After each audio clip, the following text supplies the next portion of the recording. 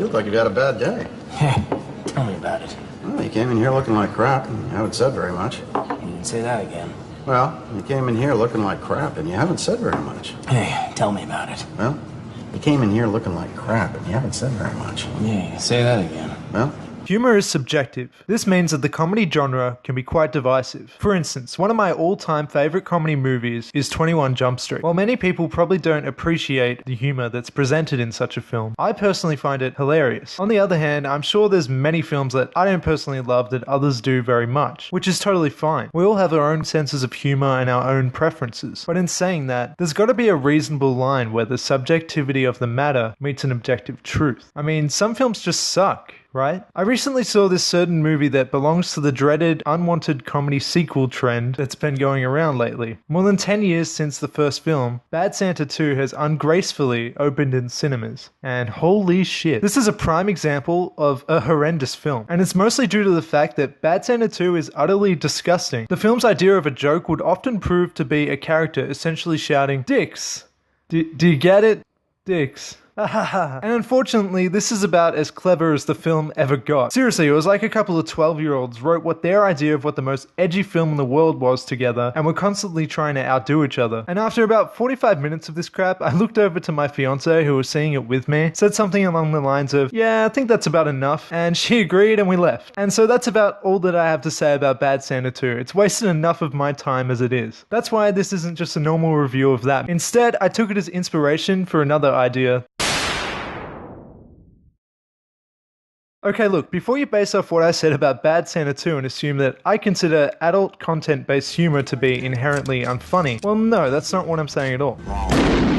The problem is when the vulgarity is the joke. This problem can easily be seen in films like this year's terrible, terrible movie Brothers Grimsby, as well as other movies like Dirty Grandpa, and despite being a movie that I did kind of like, Sausage Party. In such films though, the butt of the joke is often, this character is perverted in some way. This character took drugs, or maybe even, look how gross and outrageous this situation is. And usually there's nothing really more to it. But I'm not saying that these kinds of things can never be funny. I'm not saying that any movie that features some sort of outlandish, gross-out set piece should be obliterated from the earth. But I am saying that if that's all the film does have to offer, well, I'd definitely say that it's doing itself a disservice. It's here where I'd say that I think comedies should aim for more of a balance. For instance, the film that I mentioned earlier, 21 Jump Street, even uses some sort of these jokes. A major part of the film revolves around drugs, and there's one scene where the protagonist takes said drugs, they freak out, and they attempt to vomit to get it out of their systems. And this is a pretty stupid scene. The difference though is that 21 Jump Street knows what it's doing. Even a stupid scene like this is at least within context of a well-written film. And best of all, nothing like this is overdone in it. There are plenty of gags within the film that could feature in a PG-13 film, along with all of the R-rated content. Rather than the filmmakers intentionally setting out to make an R-rated comedy, it seems more like they set out to make,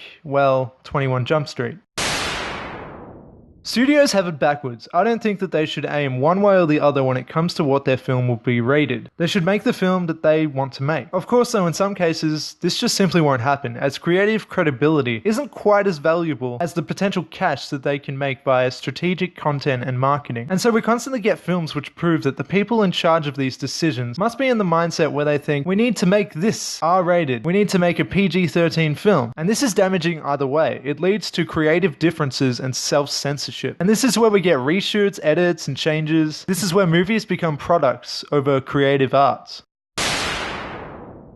Another major problem with some comedies is when they try too hard to be relevant and present their audiences with an unfortunate amount of celebrity cameos, contemporary music, and soon-to-be outdated references, often with the intent of gaining laughs. The thing is though that these sorts of gimmicks aren't even actual jokes, they're just, I don't know, they're just there, they just exist. And you can see this sort of thing in a lot of animated films aimed at children, movies like the Hotel Transylvania series and the very recent film Trolls. At times both rely on cheap dance sequences and pop songs because nothing says funny like hearing a song that you recognize. The thing is though, these movies are actually quite a bit better than you might expect, but they're constantly bogged down by some dancing along to, I don't know, LMFAO's latest hit. Are they still a thing? I don't know. And it's things like this that accelerates a film to being quickly outdated. Yes, it was quite clear that this genre was quite a big deal 10 or so years ago. But movies like this still seem to be being made. It's kind of insane, especially since I'm convinced that movies like this don't even know what jokes are. Parody films is where we get celebrity cameos shoved in our faces, straight up plagiarism, and all things equal to or lesser than fart jokes. That being said, all hope isn't lost when it comes to this sort of genre. Fairly recent films like Tucker and Dale vs. Evil, They Came Together, and most famously, The Cabin in the Woods, all prove that films poking fun at other films can exist while still remaining intelligent. The difference is that these are films that are not just carbon copies of the ones that came before them. They're their own films but take elements and ideas from others, rather than simply just mimicking.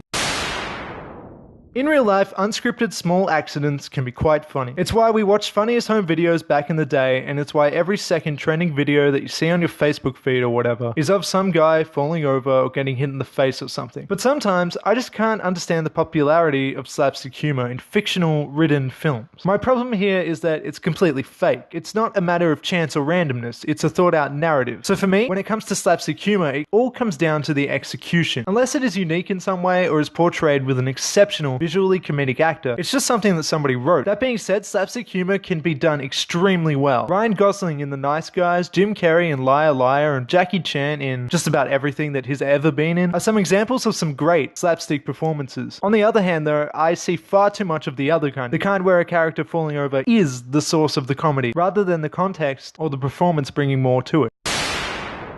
Many comedies nowadays are straight up silly in tone. They seem to think that they must be loud, in-your-face laugh fests to be considered comedic. I'm talking movies like Grown Ups, Don't Mess with the Zohan, and The Ridiculous Six. Wait a minute, I'm seeing a trend here. I think I'm actually talking about Adam Sandler films. Look, I don't hate the guy. Some of his movies are actually pretty good. Most are pretty average, and some are Jack and Jill. But the reoccurring problems in a lot of his films is that they're simply just stupid, they're lazy. You don't give a shit about the characters, there's hardly a story, and the jokes are childlike. Don't get me wrong though, these problems are certainly not exclusive to films starring Adam Sandler. He was just an easy target. And that's what it is, the absolute worst sin that a comedy can commit. Jokes over substance. Comedy should primarily aim to be good movies to begin with. All the jokes in the world can't save a movie if it wouldn't be even somewhat watchable without said jokes. A good comedy should be interesting between the laughs.